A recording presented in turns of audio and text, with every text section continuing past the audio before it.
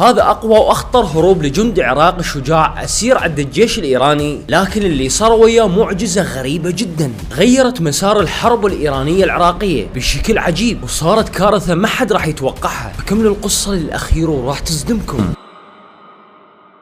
هلا خالي، كيف هي الحياة معكم؟ طبعا هواي ناس قالت لي كافي يا اخي، يعني تشلبت بهذا الباك جراوند المعتاد، غيره شويه كافي اللي زقت كذب ما حد قال، بس يعني لا بأس سوينا تغييرات بسيطة بالباك جراوند ذو طابع ريفي وتراثي. انا طبعا بالافكار ما حد يلحقني خالي. المهم خالي، قبل لا نبدي بالقصة لا تسوي لايك ولا تشترك بالقناة، يعني شوية قرصن ومعقدات جدا وتعبكم. سوي لايك فلا نطول عليكم وخلي نبدأ بالقصة. تتكلم القصة عن أحد الجنود العراقيين في الحرب العراقية الإيرانية، بينما كانت المعارك جدا طاحنة ومشتدة بين الطرفين. في أحد أيام الحرب كان أكو جندي عراقي اسمه جاسم. طبعا جاسم مهمته بالمعركة يكون مستطلع ليلي أو مراقب على حدود الحرب، والمكان اللي مكلف بمراقبته بالليل هو أحد الأنهر الضيقة اللي ممتدة على طول المعركة. فهو يرصد أو يراقب هذا النهر حتى يخبر الجيش العراقي في حال كان أكو أي هجوم أو تسلل ليلي من الطرف الإيراني من خلال هذا النهر. المهم يتكلم جاسم ويقول: في أحد الليالي الهادئة بالحرب طلعت بمهمة استطلاعية جدا خطرة على حدود المعركة بجانب النهر، وكان الظلام جدا داكن، ومجرد جاي أشوف أضواء جدا بعيدة معسكر الجيش الإيراني. وبين ما كنت أمشي بهدوء وبخفاء تام وبحذر أتقرب من معسكرهم، فجأة لمحت حركة خفية بين الأشجار. التقطت أنفاسي بسرعة وفتحت عيوني بقوة ورفعت سلاحي، اتقدم باتجاه هاي الشجرة بكل حذر. تحركت أغصان الشجرة مرة ثانية، وهنا ازداد نبض قلبي. تقربت من هاي الشجرة أكثر، وصحت بصوت متوسط: منو اللي وراء هاي الشجرة؟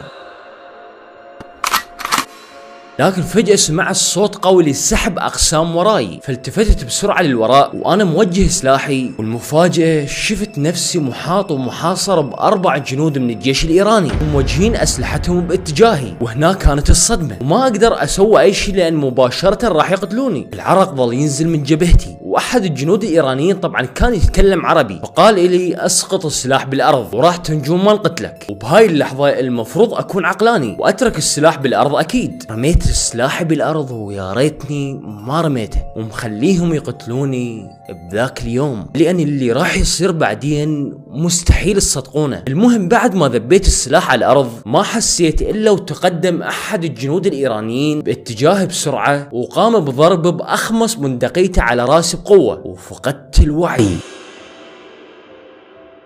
بعد مرور مدة ما أعرف ايش قد، وبلحظة من اللحظات بين فقدان الوعي واليقظة ظليت أسمع صوت أزيز خفيف، لكن أني كنت شبه نائم. شوية شوية صوت الأزيز ظل يعلى أكثر وأكثر، ومعاه صوت صراخ لكن أحسه بعيد، وظليت أشم رائحة لحم محروق. وفجأة بين ما كنت فاقد الوعي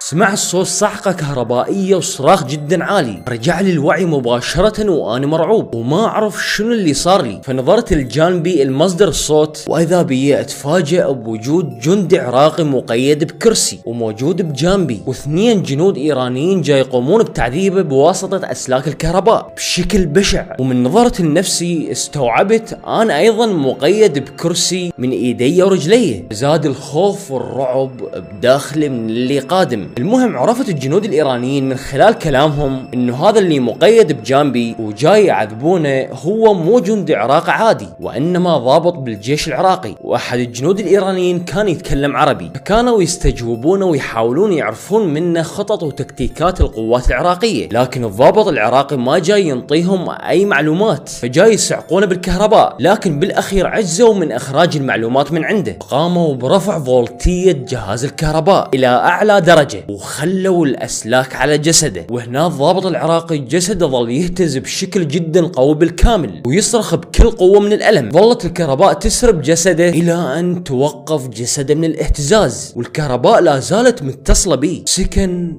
جسده وعيونه ظلت مفتوحة بكل قوة، وفاتح فمه وزباد الموت او رغوة بيضاء ظلت تسيل من فمه. فجر قلبه ومات من شدة الصعق بالكهرباء والتعذيب، وهنا زاد الخوف في داخلي اكثر، وعرفت اني راح اكون التالي، ويقومون بتعذيبي من اجل استخراج اي معلومات من عندي. الجنود الايرانيين الاثنين قاموا باخراج جثة الضابط العراقي من هاي الغرفة، وظليت بوحدي بالغرفة ومنتظر مجيئهم اللي راح يكون بمثابة موت مؤكد. وبعد دقائق انفتح باب الغرفة ودخلوا الجنود الايرانيين الاثنين، وكانوا ضخام الجسد وينظرون الي بنظرات جدا حادة ومخيفة. فعرفت ها راح تكون نهايتي المؤكدة، لكن لا بأس، راح استشهد اكيد من اجل وطني. موتي ما يهم بكثر ما وطني هو الاهم. احد الجنود الايرانيين قام برفع الاسلاك وقربها من جسدي، وقال الي بكلام عربي: اعترف لنا شنو مهمتك بالجيش العراقي، وخبرنا بكل المعلومات والاسرار اللي تعرفها، والا راح يصير بيك مثل ما صار بهذا الضابط. قلت له: انا مهمتي فقط مستطلع ليلي، مراقب على حدود المعركة وخصيصا على النهر، وما عندي اي معلومات الك، واذا تريد تقتلني فاني جاهز وما عندي اي شيء اخسره. الجندي الايراني تغيرت ملامحه الى ملامح غضب، ورفع الاسلاك الكهربائية ولصقها بجسدي، وهنا حسيت اجتني صعقة كهربائية هزت جسدي بالكامل، وظليت اصرخ بعالي صوتي، وحسيت بروح تكاد تطلع من جسدي الى ان ما تحملت قوة الصعقة الكهربائية. وهنا حسيت جاي افقد نفسي الى ان بعد ما ادري شنو صار، فقدت الوعي بالكامل. وهنا حسيت نفسي انتقلت الى عالم اخر تماما، عالم كله سواد في سواد، وكأنما جاي احلم. وفجأة انبثق او خرج من هذا السواد اللي انا بيه نور بعيد جدا، وظل هذا النور يتقرب من عندي اكثر واكثر الى ان وصل يمي وصار امامي.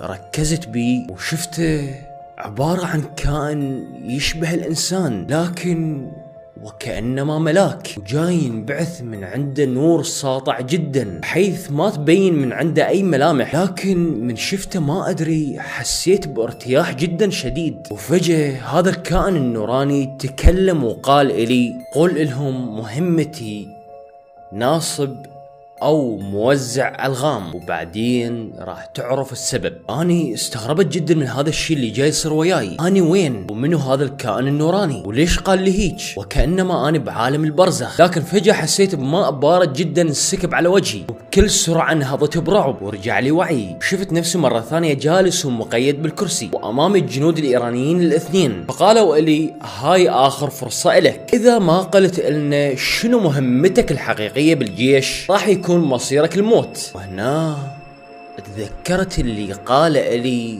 الكائن النوراني باثناء ما كنت فاقد الوعي، رديت عليهم وقلت لهم: مهمتي بالجيش العراقي هي ناصب او موزع الغام، واني بالحقيقة ابدا مو يم هذا المجال. وهنا من قلت لهم هذا الشيء، جنودي الايرانيين نظروا لبعضهم وهم مندهشين، وطلعوا خارج غرفة التعذيب وظلوا يتكلمون فيما بينهم بصوت منخفض وغير مسموع. هنا انا ظليت افكر بيني وبين نفسي، وقلت: ليش الكائن النوراني قال إلي بأنه أخبرهم أني ناصب وموزع ألغام؟ وبعد دقائق من التفكير المفرط وصلت للسبب الحقيقي، وأنا مصدوم بحيث من عرفت السبب اهتز جسدي بالكامل، والله نزلت دموعي. لكن ما راح أقول لكم هسه، أنتم راح تكتشفون السبب بنفسكم وتعرفون ليش قال لي قول لهم أني موزع ألغام، وراح تنصدمون. المهم رجعوا الجنود الإيرانيين الاثنين للغرفة وقالوا إلي، ومثل ما توقعت بالضبط قالوا إلي: الأرض أو حدود المعركة اللي بين معسكرنا ومعسكر جيشكم العراقي مليء بالألغام اللي أنتم قمتوا بنصبها من أجل تفجير أي هجوم أو دبابة تتقدم باتجاهكم أو باتجاه معسكركم، فنريد منك تكشف لنا ممر آمن وما بي أي ألغام مزروعة بالأرض وبحدود المعركة من أجل أنه نعرفه ونقدر نتسلل ونقوم بالهجوم على معسكركم من خلاله. واذا رفضت تعطينا هاي المعلومات راح نقتلك في مكانك هسه، لكن اذا انطيتنا معلومات عن الممر الامن والموقع حتى نضمن انه هذا الموقع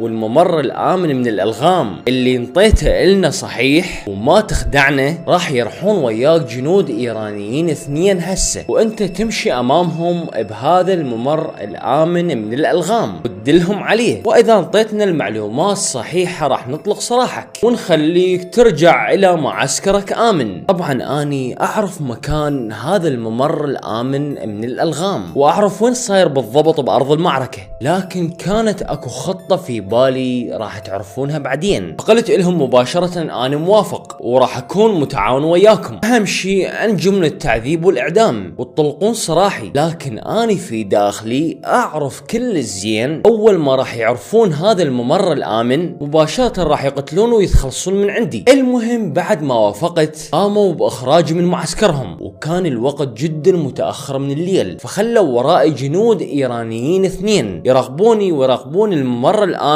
الخالي من الألغام حتى يعرفونه ويحفظونه ويقومون بالهجوم على معسكرنا فيما بعد من خلاله. فمشيت واللي يمشون وراي الجنود الإيرانيين 2 مشينا إلى أن وصلنا إلى حدود المعركة أو الأرض المحرمة أو الحدودية بين المعسكر الإيراني والمعسكر العراقي، وكانت هاي الأرض مليئة بالألغام. فمشيت بجانب هاي الأرض الملغمة إلى أن وصلت إلى الممر الآمن والخالي من الألغام واللي يؤدي مباشرة للمعسكر العراقي. فدخلت بهذا الممر وظليت أمشي بيه بحذر شديد جدا، وكان هذا الممر عبارة عن أرض عرضها تقريبا 2 متر خالية من الألغام تماما، وأي حركة غلط مني راح تؤدي بحياتي وينفجر علي أحد الألغام. فمشيت بهذا الممر ومشيت، والجنود الإيرانيين 2 يمشون وراي على بعد 3 أمتار. فمشيت وبعد ما قطعت تقريبا 30 متر من الممر بدأت بتنفيذ الخطة اللي رسمتها ببالي. بينما كنت أمشي والجنود وراي، طبعا الألغام اللي بجانب هذا الممر على اليمين وعلى اليسار أبدا ما واضحات وكل شيء ما مبين منهن، وما حد يقدر يشوفن لأن مخفيات تحت التربة، لكن أكو فد علامة صغيرة جدا على كل لغم ما حد يعرفها بس الجيش العراقي. أنا ظليت أنظر يمين ويسار بتركيز جدا عالي وأني أمشي بهذا الممر الآمن، إلى أن وأخيرا اكتشفت أكو فد لغم قريب جدا وبجانب الممر الآمن، وعرفت بوجوده من خلال هاي العلامة الصغيرة اللي طلع من تحت التربة. فقررت أخدع وأبعد الجنود الإيرانيين اللي وراي عن الممر الآمن وأقودهم إلى هذا اللغم اللي صاير بجانب الممر كلش، حتى يدوسون على هذا اللغم ويقتلهم مباشرة ويفجرهم فورا. من شفت علامة اللغم قلت للجنود الإيرانيين اللي وراي توقفوا بمكانكم ولا تتحركون أبدا، لأن هذا الممر صار مو آمن وتغير مساره، ولازم احنا هم نغير مسارنا ونبتعد عن هذا الممر لأن صار غير آمن. فأمشي بالخطوات اللي أنا أمشي بيها وراي بالضبط. فصدقوا كلامي ومباشرة مشيت باتجاه هذا اللغم المزروع بالأرض، ومن وصلت يمه كلش وردت أدوس عليه وبخطوة سريعة ومن دون ما يلاحظون عبارة اللغم، وما دست عليه. وهم مثل ما قلت لكم كانوا وراي على بعد 3 أمتار. فبعد ما عبرت هذا اللغم ظليت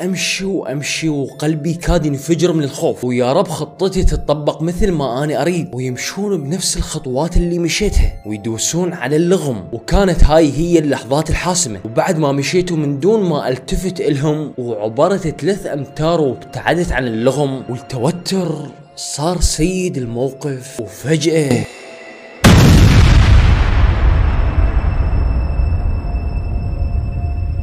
صار انفجار جدا قوي وراي، بحيث من قوة الانفجار اندفع جسمي بالهواء وسقطت على الأرض، وأنا مصدوم من قوة الانفجار وراسي كان جدا مشوش. فنهضت من الأرض وأنا جدا متعب، ومباشرة نظرت وراي للانفجار وتقربت منه، وإذا بي أشوف الجنود الإيرانيين 2 متفجرين بالكامل وأجسادهم متقطعة ومتناثرة على الأرض من قوة انفجار اللغم، وانقتلوا مباشرة. طبقت خطتي مثل ما اني ردت بالضبط، لكن صوت الانفجار كان جدا عالي. الجنود العراقيين اللي بالمعسكر العراقي ظنوا انه هذا تسلل او هجوم لقوات ايرانية عليهم. بكل سرعة ظلوا يطلقون النار من خلال معسكرهم وباتجاه موقع الانفجار. ظليت اسمع صوت الرصاصات تمر من جانبي، مباشرة نزلت جسمي وانبطحت على الارض من اجل انه ما يلوحني الرصاص من المعسكر العراقي. والمشكلة ما اقدر اكمل بهذا الممر الامن حتى ادخل للمعسكر العراقي وانجو، لان مباشرة راح يظنون اني من القوات الايرانية ويقتلوني، ولا اقدر ارجع للمعسكر الايراني لان اكيد هم راح يقتل، فما اقدر اتقدم ولا اقدر ارجع. كان اكو على جانبي او على ناحية اليمين على بعد 7 امتار النهر الضيق اللي اني كنت احرسه واقوم بمراقبته قبل لا يقومون باسري. قررت ازحف واذب نفسي بهذا النهر، لان من خلال هذا النهر راح اقدر اوصل للمعسكر العراقي من دون ما احد يدري واقدر انجو بحياتي. وهنا اني من قررت هذا القرار قدرت انقذ الكثير من ارواح الجنود العراقيين بهاي الليلة. وهسه راح تعرفون ليش. زحفت بين الالغام اللي على الارض وبين الرصاص اللي جاي يمر فوقي الى ان وصلت واخيرا للنهر، وبكل سرعة ذبيت نفسي بيه. وكان ماء النهر ناصي، يعني اقدر امشي بداخله، لكن هنا راح تواجهني صدمة جدا كبيرة بهذا النهر. نظرت نظرة خاطفة من بعيد بهذا النهر على الجانب الايراني، والصدمة شفت من بعيد اكو مجموعة من القوات الايرانية جاي يمشون ويتسللون بخفية بهذا النهر من دون ما احد يلاحظ من القوات العراقية، ويردون يدخلون للمعسكر العراقي من خلال هذا النهر ويقتلون اللي بيه. وتسللوا بهذا الوقت تحديدا بالنهر لان يعرفون الشخص اللي كان يراقب ويحرس النهر تم اسره واخذه من قبل القوات الايرانية، وهذا الشخص اللي كان يراقب النهر اللي هو اني، وعلى بالهم انا حاليا بالاسر واكيد ما حد ظل يراقب النهر. قرروا يتسللون من خلاله هذا الوقت تحديدا، فعرفت هم قادمين وراح يقومون بالهجوم على المعسكر العراقي من خلال هذا النهر. فبكل سرعة ركضت بهذا النهر متجه للمعسكر العراقي من اجل انه اخبرهم عن هذا التسلل والهجوم القادم من النهر قبل فوات الاوان. ركضت بكل سرعة الى ان واخيرا وصلت للمعسكر العراقي. بكل سرعة صعدت وطلعت من النهر ودخلت للمعسكر العراقي، وخبرت القوات العراقية بالهجوم القادم من خلال النهر. وبكل سرعة الجنود العراقيين قاموا باخذ اسلحتهم ونصبوا كمين بهذا النهر انتظار وصول الجنود الايرانيين المتسللين. وبعد دقائق وصلوا الجنود الايرانيين وهم بالنهر من دون ما يلاحظون الكمين اللي احنا ناصبينه الهم. وبهاي الاثناء بكل سرعة ظهروا الهم الجنود العراقيين وحاصروهم من كل جهة. فاحد الجنود الايرانيين انصدم من هذا الكمين والظهور المفاجئ وقام بسرعة باطلاق النار، لكن الجنود العراقيين وبكل سرعة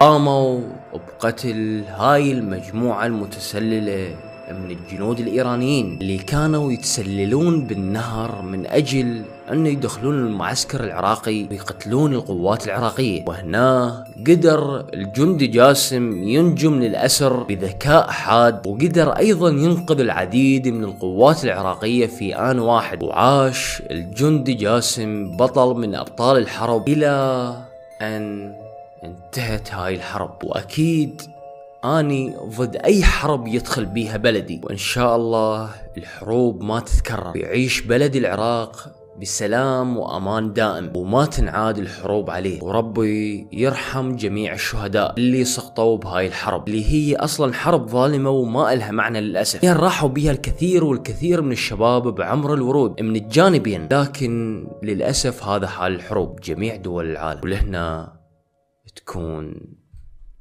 انتهت القصة. اوكي خالي، وصلنا الى نهاية القصة. اتمنى يا رب عجبتكم ونالت رضاكم. اذا عجبتكم اضغطوا لايك وشاركوا القصة للاصدقاء المقربين واشتركوا بالقناة، وانطوني رأيكم بالقصة من خلال الانستغرام اللي راح اخليه لكم بالوصف. نشوفكم ان شاء الله بالحلقات الجاية. love يا عمري، مع السلامة.